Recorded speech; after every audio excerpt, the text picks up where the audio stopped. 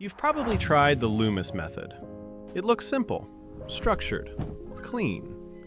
But when you start adding details, something feels off. If it already works perfectly for you, you don't need this video. But if you've ever thought, why doesn't this look right? It's not the method. It's what happens right after the shapes. And most people rush that part. Today, I'll show you two small adjustments that change everything. All right, let's start with the structure. The circle doesn't just sit on the face, it sits on the skull. Forget the hair for a second. Hair isn't the head.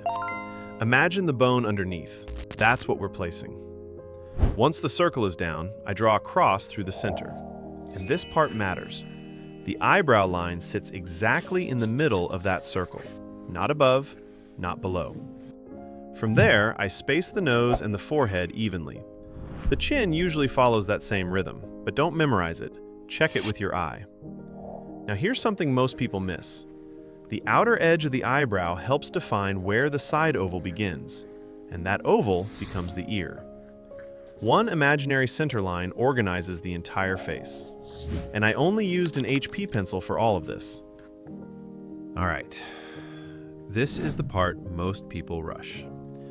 I grab a charcoal eraser and I start lightening the construction lines.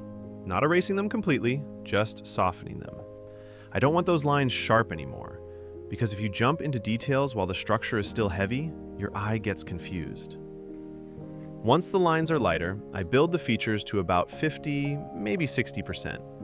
Not full detail, not heavy shading, just enough to see if the proportions actually work.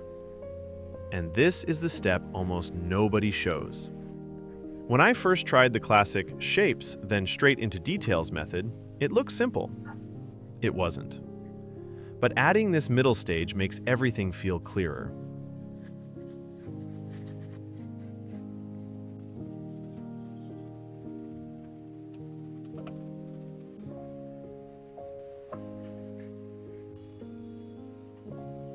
After that, I lightly soften things again so my eye stays relaxed before the real detailing begins. Now I switch to an 8B pencil. And from here on, that's the pencil doing all the value work. As usual, I start with the nose. It's the center of the face. If something's off, I'll notice it here first. But here's the shift now. I don't draw outlines first. I shade first. I look for the areas where light doesn't reach. Those darker shapes start defining the structure for me. In stage 2, I leaned on lines. Now, shadow builds the form. Once the nose feels solid, I move to the eyebrow above it. Notice how one area hands off to the next. Shading the brow helps me understand where the eye should sit. And I leave the eye for later on purpose. Not for drama, but to prove something. If your proportions are right, the face already feels alive even before the eye is finished. Now when I build the eye, I focus on the eyelid curves first. Top lid, bottom lid. If those arcs aren't right, the eye won't feel right. Then I check the size. Too wide, too narrow, too high. Small shifts change everything. After that, I move to the mouth. And I don't rush into the second eye. The mouth connects to the cheek, and the cheek helps me measure where the second eye should end. You don't have to finish something the moment you start it. Everything in a portrait connects.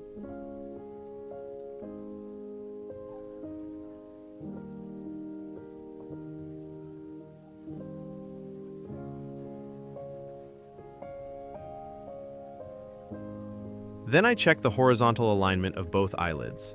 They have to sit on the same level. Even a slight tilt can throw off the whole face. I refine the brows. Watch the thickness. Watch the angle. Don't let them drift. Brows control expression more than people realize.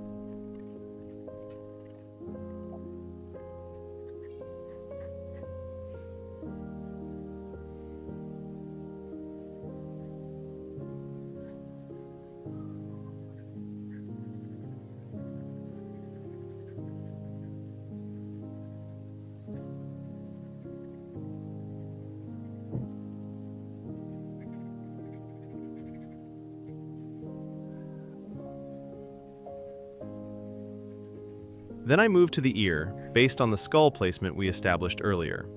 For the hair, I don't draw every strand, but I respect the mass. If you change the volume of the hair, you change the silhouette, and that changes the portrait.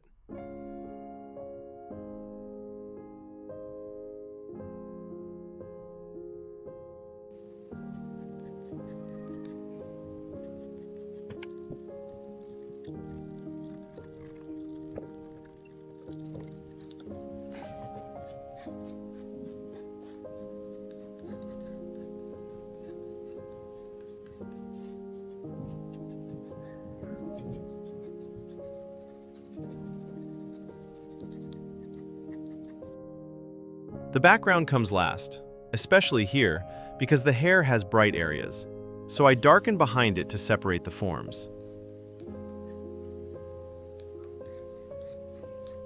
Now, the eye. I start with the lashes, lighter on the bottom, stronger on the top. Then the pupil. Its position controls direction. If it shifts even slightly, the gaze feels wrong.